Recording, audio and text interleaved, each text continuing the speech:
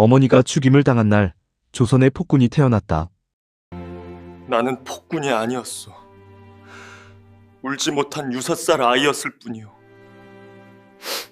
나는 폭군이 아니었고 어머니를 잃고 울지도 못한 6살 아이였을 뿐이오. 연산군, 그 분노의 콤플렉스. 어머니가 죽는 것을 막지 못한 아이가 훗날 나라를 다스렸습니다. 아버지 성종이 내린 사약 한 잔. 그것으로 어머니는 사라졌습니다. 연산군의 나이 6살이었습니다. 그리고 그 아들은 훗날 조선의 왕이 됩니다. 역사는 그를 폭군이라고 부릅니다. 신하들을 죽이고 여인들을 궁으로 끌어들이고 성균관을 유흥공간으로 만들었다고 합니다. 하지만 오늘 우리는 다른 질문을 던지려 합니다. 그는 왜 그렇게 됐을까요? 폭군이 태어난 것일까요? 아니면 폭군이 만들어진 것일까요? 그리고 그 만들어진 자리 한가운데에 어머니의 죽음이 있었다면? 오늘은 연산군 이융의 이야기입니다. 업적의 이야기가 아닙니다. 결핍의 이야기입니다. 1476년 조선 9대 왕 성종의 첫째 아들로 태어난 아이가 있었습니다. 그 이름은 이융. 훗날 연산군이라 불리게 될 사람입니다. 하지만 그 탄생에는 이미 비극의 씨앗이 심겨 있었습니다.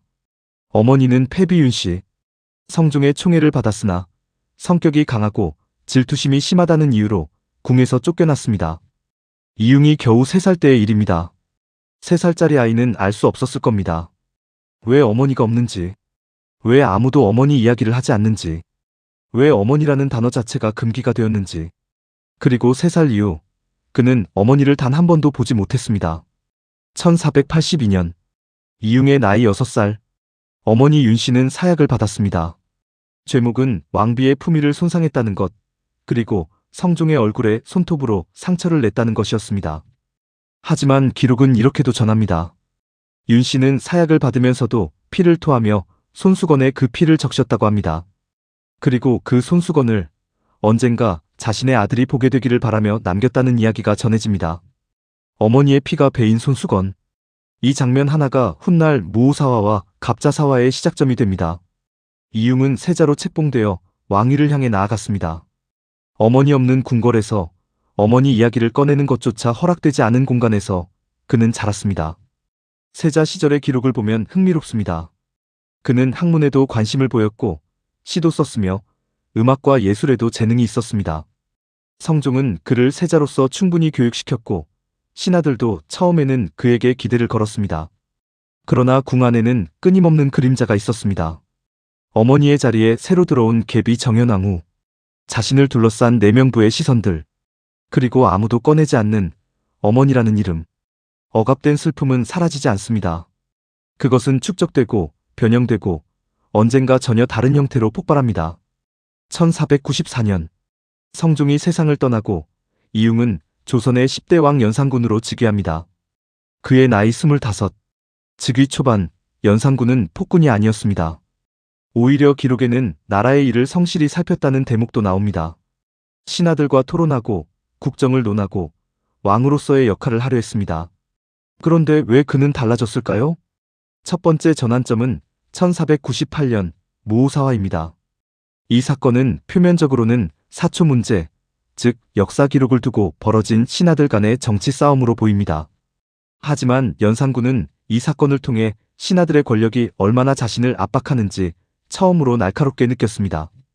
왕인데 왕의 말보다 신하들의 논리가 앞서는 경험. 그 경험은 그의 내부에서 무언가를 건드렸을 것입니다. 그리고 결정적인 순간이 찾아옵니다. 연산군은 즉위한 지 한참이 지나서야 어머니 윤씨가 어떻게 죽었는지 알게 됩니다. 혹은 어렴풋이 알고 있었지만 그 전말을 온전히 마주하게 됩니다. 어머니는 사약을 받았다. 아버지 성종이 내린 명령이었다. 그리고 그 자리에 있었던 신하들, 그 결정에 찬성했던 대신들이 아직 살아있다. 이 사실은 연산군에게 무엇이었을까요?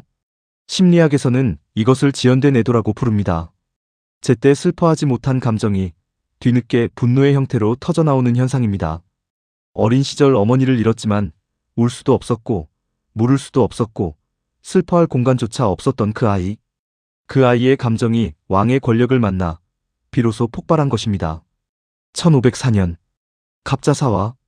연산군은 어머니 윤씨의 폐위와 사사에 관여한 사람들을 대대적으로 처단합니다. 이미 죽은 사람은 무덤을 파서 부관 참시했습니다. 살아있는 사람은 귀양 보내거나 처형했습니다. 심지어 자신의 두 친할머니 인수대비와 관련된 이들에게까지 칼을 들이댔습니다. 이것은 단순한 정치 숙청이 아니었습니다. 이것은 30년에 걸쳐 쌓인 슬픔의 폭발이었습니다. 어머니를 잃은 3살 아이의 분노가 30살 왕의 칼이 된 것입니다. 하지만 이것만으로 연산군의 모든 행동을 설명할 수는 없습니다. 갑자사화 이후 연산군은 전혀 다른 방향으로 흘러갑니다. 전국에서 여인들을 뽑아 흥청이라 불리는 유흥 집단을 만들고 궁궐을 향락의 공간으로 채웁니다. 성균관을 오락공간으로 바꾸고 한양 북쪽 지역을 왕의 사냥터로 만들기 위해 백성들을 쫓아냅니다. 신하들의 간언은 듣지 않고 오히려 간언하는 신하를 처벌합니다. 여기서 우리는 두 번째 심리적 층위를 봅니다. 연산군에게 어머니의 죽음은 단지 개인적 상실이 아니었습니다. 그것은 나는 통제할 수 없다는 무력감의 원형 경험이었습니다. 자신이 아무리 왕의 아들이라도 어머니 하나 지킬 수 없었던 그 무력감. 그 무력감에 대한 반응이 바로 절대적 통제에 대한 집착입니다. 아무도 나를 막을 수 없어야 한다. 아무도 나에게 안 된다고 말할 수 없어야 한다. 이것이 연산군이 신하의 간언을 용납하지 못했던 심리적 이유입니다. 역사는 연산군을 폭군으로 기록하지만 그 안에는 모순된 인간의 면모도 있습니다. 그는 시를 썼습니다. 그것도 꽤 많이, 꽤 깊이. 어머니를 그리워하는 마음, 세상의 무상함, 자신의 고독 같은 것들이 시에 담겨 있습니다.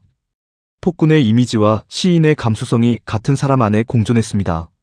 그는 또한 음악과 그림에도 관심이 깊었습니다. 예술가적 기질이 있었던 사람이 왕의 자리에서 그것을 표현할 건전한 방법을 찾지 못한 것입니다.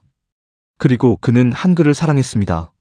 한글로 시를 쓰고 한글 보급에 관심을 가졌습니다. 역설적이게도 훗날 자신을 비판하는 한글 언문이 나돌자 한글 사용을 금지시키기도 했지만 1506년 중종반정 신하들이 반란을 일으켜 연산군을 폐위시킵니다. 연산군은 왕의 자리에서 쫓겨나 강화도 교동으로 유배됩니다. 그리고 그해 유배지에서 죽습니다. 31살. 그의 묘는 오랫동안 제대로 된 왕릉이 아니었습니다. 폐위된 왕이니 묘도 없고 느무도 없습니다. 지금도 서울 도봉구의 연산군 묘는 다른 왕들의 호화로운 능과 달리 소박하게 남아 있습니다. 우리는 연산군에게서 무엇을 배울 수 있을까요? 첫째, 해결되지 않은 감정은 반드시 다른 형태로 나타납니다. 연산군이 어린 시절 제대로 애도할 수 있었다면 다른 삶을 살았을 수도 있습니다. 슬픔을 억압하면 그것은 분노가 됩니다. 분노를 억압하면 그것은 폭력이 됩니다. 둘째, 절대 권력은 결핍을 해소하지 못합니다. 연산군은 왕이 되어 모든 것을 가졌지만 정작 자신이 원했던 것 어머니는 얻을 수 없었습니다. 채워지지 않는 구멍 위에 권력을 쌓아봤자 그 구멍은 더 깊어질 뿐입니다. 셋째, 공감과 경청의 부재가 사람을 고립시킵니다.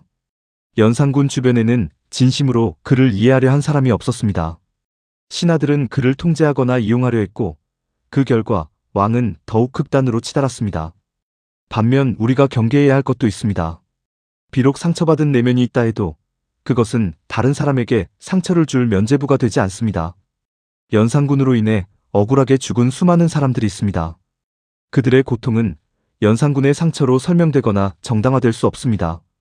우리는 그를 이해할 수 있습니다. 하지만 그를 용납할 수는 없습니다. 이해와 용납은 다릅니다. 그 구분을 잃지 않는 것이 역사를 보는 균형 잡힌 시각입니다. 연산군 이융 1476년에 태어나 1506년에 죽은 한 인간. 왕이기 이전에 어머니를 잃은 아이였습니다. 폭군이기 이전에 슬픔을 처리하지 못한 사람이었습니다. 그의 이야기는 우리에게 묻습니다. 당신 안에 처리되지 못한 채 쌓여있는 감정은 없습니까? 그 감정이 지금 당신의 행동을 어떻게 이끌고 있습니까? 역사는 단지 과거를 기록하는 것이 아닙니다. 역사는 지금의 우리를 비추는 거울입니다. 영상이 도움되셨다면 구독과 좋아요 부탁드립니다. 시청해주셔서 감사합니다.